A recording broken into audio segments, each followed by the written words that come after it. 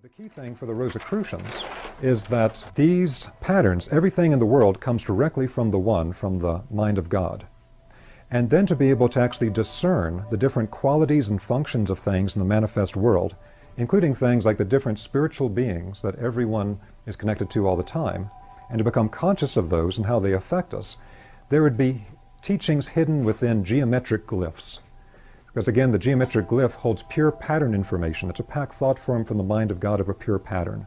So the Tree of Life holds a tremendous amount of embedded information. There are 22 paths connecting the 10 spheres on the Tree of Life. That's an aspect that's within the Tree of Life that actually shows us the coding pattern of anchors for energy in the human body, for the human consciousness within 3 points of the astral body, for the human life body within 7 points, and then for the human physical body within 12 locations.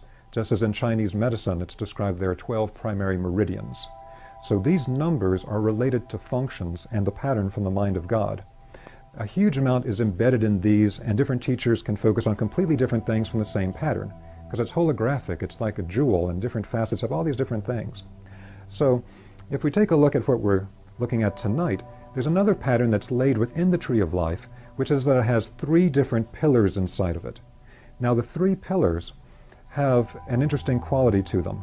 On the left and the right hand pillars, which are sometimes referred to in the West as the pillars of mercy and severity, they don't go all the way up or all the way down.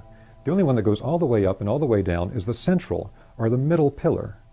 And this is related to a very deep teaching of how to discern 3 different types of spiritual forces, or actually 3 different types of spiritual beings in the classical tradition. Now, unfortunately, this idea of discerning 3 different types of spiritual beings was primarily lost over time, so that in most external Western churches today, it's not taught anymore, unfortunately, because it was in the original tradition.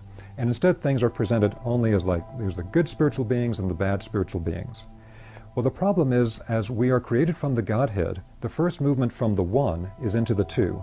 It's like the first split of the egg in the mother's womb to be the 2 different parts that will then split to become the full manifest human being.